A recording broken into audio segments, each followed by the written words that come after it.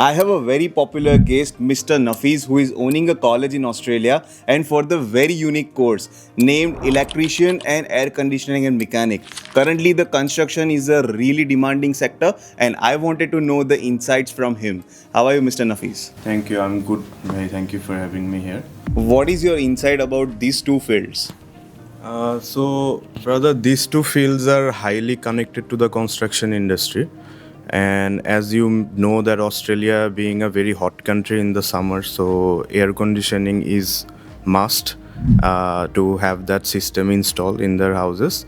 And not just in the summer, during the cool period, you need heating. So air conditioning doesn't just mean cooling your house; it also includes heating.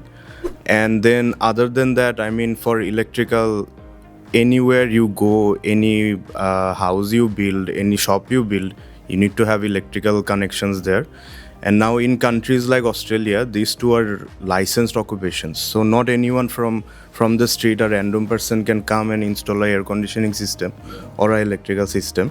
You need to have the right license to install these systems. That's interesting. So when you say the licensed occupations, that means you need to have a professional body who will give the license with certain qualification and work experience, right? Yes, that's correct. So, if I have to tell about the licenses, so for air conditioning and refrigeration, the body that gives the license is called Australian Refrigeration Council.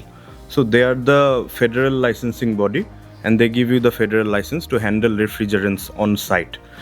Other than that, every state have their own licensing regulations, and then it depends on the state regulatory body. Some states don't have license; they just accept the federal license. But states like New South Wales, Victoria, they require you to have the state license as well. All right, that means the licensed technician might be earning more. I wanted to know how much they earn. Actually, they earn quite well because this particular trade falls under the skill shortage occupation. So that means Australia as a country does not have enough skilled tradesmen for this kind of occupation. So even an unlicensed person right now is earning between $40 to $50 per hour. But then if you become licensed, then it just skyrockets. Then it can go from $80 to even $100 per hour for a trade like this. And this is considered as one of the top tier blue collar jobs. So it's not as physically demanding like a bricklaying, blocklaying, or carpentry. You need to use your hand skills, and there's some technical bits to it.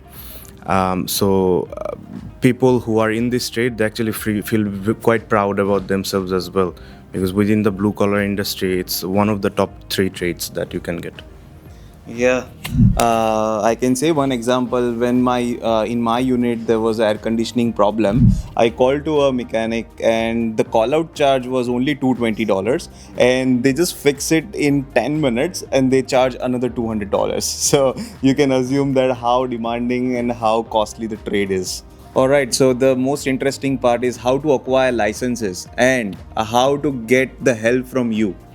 So for licensing, the major requirement is that you need to get the certificate 3 in air conditioning and refrigeration. The code of the course is UEE 3225. So that is the mandatory requirement, and with that you need to have some experience requirement as well. That depends from state to state. Some states they require experience, some don't. For example, New South Wales don't mandatorily require to prove your experience, but other states like Victoria, they do require you to show like 3-4 years experience. And then in order to get your certificate 3, if you are experienced in the trade, let's say you are from India, Iran, or Pakistan and have 5-10 years experience working in your home country, and you are able to prove that experience, then when you come in Australia, it will take you around 6 months to help us to identify your paperworks and make sure you have the right experience and map it to the certificate 3 qualification. And then you get some Australian context gap training. So by that, what I mean is basically what you learned in your home country, we will teach you how to utilize that skills in your occupation within the Australian standards, maintaining all the compliances, because Australia is a very compliance heavy country, right? And then once you have completed the certificate, then you apply for your license for the federal and for your state level. That takes another 1 to 2 months for you for the licensing body to process your license.